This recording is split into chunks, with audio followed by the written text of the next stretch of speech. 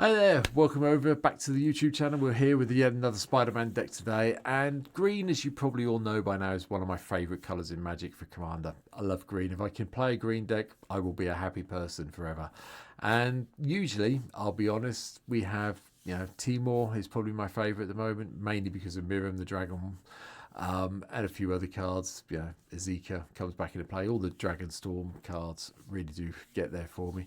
But if I'm playing a dual colour green deck, it's usually green-white I go for because, hey, why not? But close second is green or blue or Simic if you prefer. And that's what today's Spider-Man card is, because we are looking at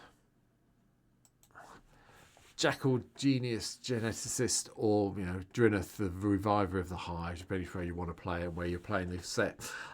Green and blue for a 1/1 human scientist villain has trample, so okay, but 1/1 with trample's not great. However, whenever you cast, and cast is important in this, cast a creature spell with mana value to Jackal's power, copy that spell, except it isn't legendary, and you get to put a +1/+1 counter on Jackal, or Druneth, depending which way you're playing. If you're on MTGO like I will be, so when I play this on MTGO you'll see Druneth, but if you're playing in real life it'll probably be Jackal. You will be Jackal you'll be coming up against. Yeah, okay then, so we have to match our mana value with the power of the card, and yeah. Now I'm going to be honest, this deck is a little bit weird. This probably isn't the strongest version of it. This will undoubtedly be a card that I come back to from Spider-Man in about 6 months' time and re-look at, because I've thrown this together. I've just had too much fun trying to think about what to play. So it probably needs to be a chain of getting the powers right and doing the creatures right. But I've put in the blue and green creatures I really enjoy playing today. So hopefully, we'll get there with it. So here we go. Here's what today's deck really does look like. So, starting at the top, we've got 32 creatures in the deck, and we have ramp creatures. Arbor Elf to basically, that will trigger Jackal. Birds of Paradise won't, but we need some way of getting some extra mana in the play, so we're in a green deck. Birds make sense. Delighted Halfling will occasionally, along with Elvish Mystic, Fire and Order Elves. Goldvein Hydra, there's a few Hydras in the deck, and I'm not sure what happens when we play these and copy them. What I will try to do when I first play this, because I'm not 100% sure on the rules. If you are, please let me know in the comments down below. I will make sure that X gives me enough +1/+1 counters to match Jackal's power.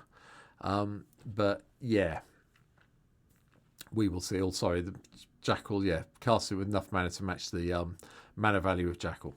Whether that works or not, I don't know. And if you get the copy, I'm not sure if you get the +1/+1 counters. I'm not sure. But Goldvein Hydra is too good not to have in the deck. Basically, Vigilance, Trample, and Health. When it dies, we get all those tapped treasure tokens, which help us in the future. Haywire Might is here as well to take out that annoying non-creature artifact or enchantment. Landwire Elves is here for ramp. Bristling Bill just does the landfall tricks and lets us build up Jackal's power if we need to. The Combine Guild Mage lets us move around the +1/+1 counters if we need to trigger Jackal and get an extra copy of something at some stage, so we can do that as well. Gaia Sage helps us ramp. Hydroid Crasser is another one of the Hydras again. Still not sure what happens, but the life gain and the card draw is undoubtedly useful in the blue-green deck, so this should always be in every blue-green deck you play, from my point of view. The Goose Mother is also in. Whether that should be in every blue-green deck, I don't know, but this one I just like. Getting some life gain with the food tokens is always fun.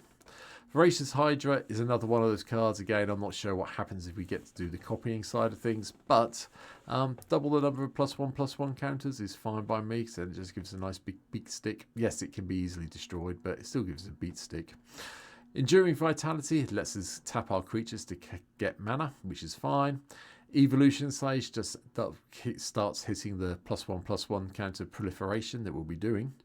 And then we have Prowler, Misguided Mentor, coming in from one of the Spider-Man sets. Enters, can't be blocked by creatures with a power of 2 or less, and whenever it deals combat damage to a player, you get to put a +1/+1 counter on another target creature you control. Not bad. Reclamation Sage, take out those annoying artifacts and enchantments. Again, mana value, need to have 3 power on, 2 +1/+1 counters on Jackal to get the copy, so that's fine. Savala, might as well have this in here as well so we can get the extra mana on the go. And because both Jackal and Druneth create tokens, it made perfect sense to me to have Adrix and Nev, the twin casters, here to get even more copies of those cards. Fathom Mage lets us do the whole evolve trick and draw some cards that way. Inga and Azeka means that our creatures have vigilance, can be tapped for mana that can be used to cast creature spells, and then, assuming we use 3 mana from creatures, we can get a card draw when we cast a creature spell. Master Biomancer is the card I was getting to, which I was saying this is important. The triggers for both of these are cast triggers, because when another creature you control enters the battlefield with a number of additional +1/+1 counters on it equal to the Master Biomancer's power, and becomes a mutant as well. So we had to have it here just to make our creatures even bigger.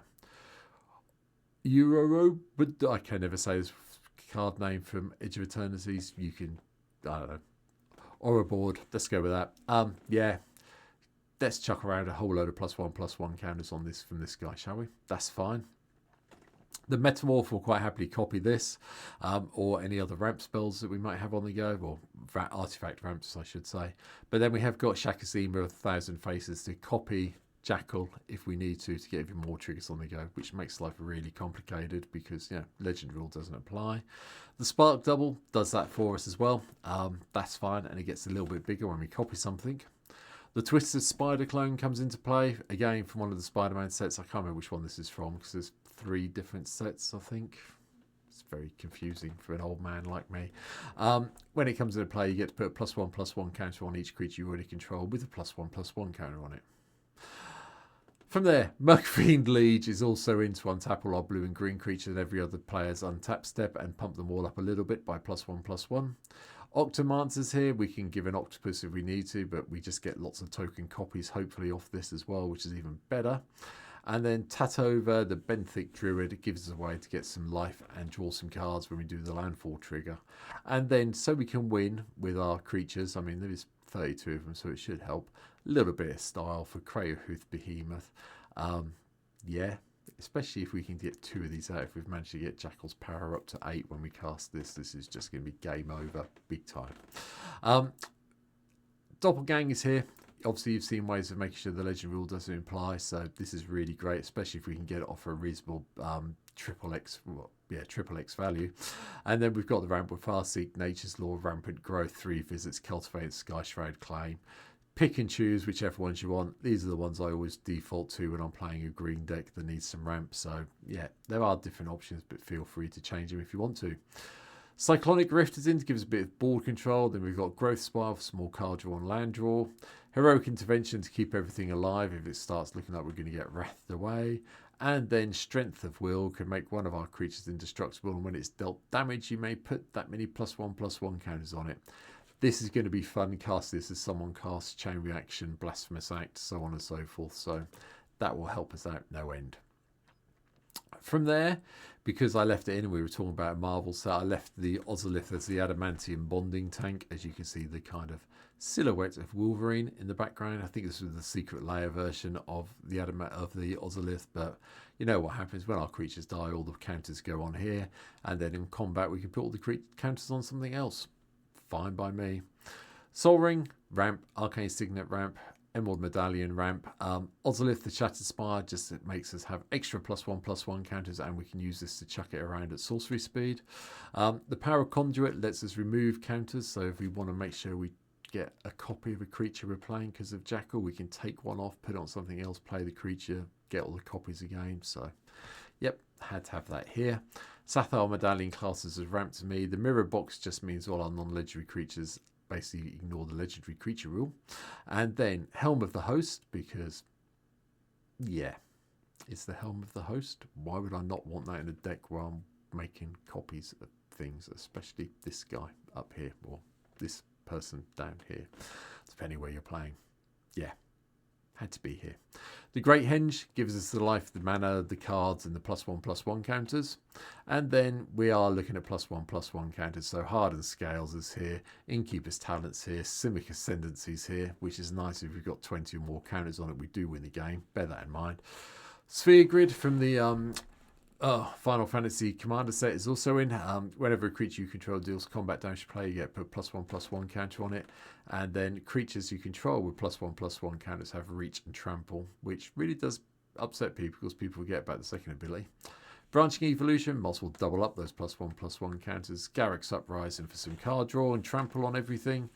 Growing Rights Villamok, so we can hopefully eventually flip it into this Persuado Gaia's Cradle. game changer. We already had, obviously, our wonderful Slyconic Rift up here, so it made sense for me to chuck in the Ristic Study. Guardian Project's a no-brainer, and because we're making so many tokens, Parallel Lives makes an appearance, because, yeah, it's a bit cheaper than Doubling Season. Sue me. From there, the lands, well, all of the blue-green lands you could ever imagine are in the deck. We've got 8 forests, 8 islands. Najova, I will just point out because we can pay blue and a green to put a +1/+1 counter on each creature at the end of the battlefield this turn, which is nice. Reliquary Towers here in case we do end up with a big hand for some reason. Likewise, Temple of the False God, because Jackal does tend to die quite quickly in my mind, so yeah, you're going to need to be able to pay that command attacks quite often. And finally, Yavimaya, Cradle of Growth. You can drop that, play an extra forest if you want to keep the cost down a little bit. And that's it. That is my take on Jackal, the Genius Geneticist, or Druneth, Revival of the Hive, depending which version you're playing. Like I said, I'm going to have to come back to it and think about the power tree of the deck as we go through it. I've really just put in the cards I really want to play for now, so that will be, you know, if you've got a chain you think it would work better, please let me know in the comments down below. I'd love to see it. I can always update the deck and play a, you know, updated version on the stream once we get the cards out there, which should be a couple of weeks, unfortunately, but we'll see. But for now, please hit the like button, hit the subscribe button, hit the share button. There's some sort of cheer button as well. If you could do that as well, that would really help me out, get me up the wonderfulness that is this new leaderboard YouTube have implemented. So please, if you've got the option, it would be nice if you could. Don't have to, but it'd be nice. And leave me a comment. I'll read them all. I'll tell you what I think. And you know, if you want to tell me I'm wrong, please tell me what happens with the Hydras. If anyone knows, I really would like to know. I just can't work it out. I'm too old to work out complicated stuff like that. But for now, that's it. Take care. I'll be back tomorrow with a mono deck. See you later. Bye.